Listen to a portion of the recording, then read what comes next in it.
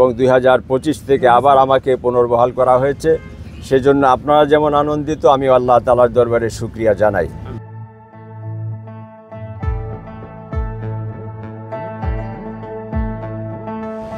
দীর্ঘ একটি মাস সিয়াম সাধনার পর বাংলাদেশের ঐতিহ্যবাহী সুলাকি ঈদগাহ ময়দানে দেশের সর্ববৃহৎ ঈদের জামাত অনুষ্ঠিত হয়। সেই সাথে এই জামাতটি হচ্ছে এই উপমহাদেশের প্রাচীনতম ঈদ জামাত।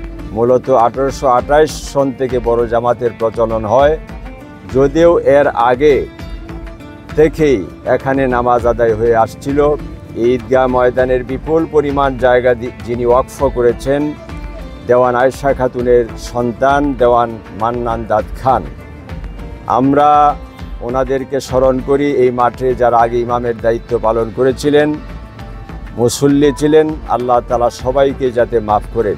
সবচাইতে বড় বিষয় হচ্ছে যে রাসূল সাল্লাল্লাহু আলাইহি ওয়াসাল্লাম বলেছেন যে জামাতে মুসল্লির সংখ্যা বেশি হয়, সেই জামাতে সওয়াবের পরিমাণও বেশি হয়। সুতরাং আমরা দলমত বর্ণ নির্বিশেষে আপনাদের সবাইকে নিয়ে ঈদ উল ফিতর উদযাপন করতে চাই। দেশের মানুষের জন্য আমরা দোয়া করব, বাংলাদেশের সমৃদ্ধির জন্য, কল্যাণের জন্য, পাশাপাশি মুসলিম বিশ্বের সংকট থেকে উত্তরণ করার জন্য। আল্লাহ তাআলা তার নবীজির মাধ্যমে জানিয়েছেন যে ঈদ উল ফিতরের দিন হচ্ছে পুরস্কার প্রাপ্তির দিন। আমরা ঈদের নামাজের মাধ্যমে এই খোলা ময়দান থেকে আল্লাহ তাআলার দরবারে পুরস্কার গ্রহণ করব। কারণ খোলা ময়দানে অর্থাৎ ঈদগাহে ঈদের নামাজ আদায় করা সুন্নতে মুআক্কাদা। তাকাব্বালাল্লাহু মিন্না ওয়া মিনকুম, জাযাকাল্লাহু খাইর। এবং 2025 থেকে আবার আমাকে পুনর্বহাল করা হয়েছে। সেজন্য আপনারা যেমন আনন্দিত, আমি আল্লাহ তাআলার দরবারে শুকরিয়া জানাই।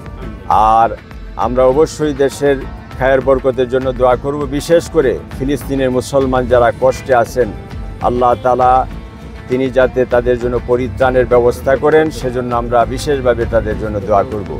এই মাঠের এই জামাত পরিচালনা করার জন্য জেলা প্রশাসন, উপজেলা প্রশাসন, পৌর প্রশাসন, মোতাওয়াল্লি, সাংবাদিক সোসাইটি সহ যারা সহযোগিতা করতেছেন, আমরা সবাইকে ধন্যবাদ জানাই। আমি এই জামাত যাতে সফল হয় সেজন্য এলাকাবাসী যারা আছেন তাদেরকে অনুরোধ জানাবো, দূরের মুসল্লিদেরকে রাস্তাঘাট, বাড়ির আঙ্গিনায় যাতে আমরা জায়গা করে দিতে পারি। তাকাব্বালাল্লাহু মিন্না ওয়া মিনকুম।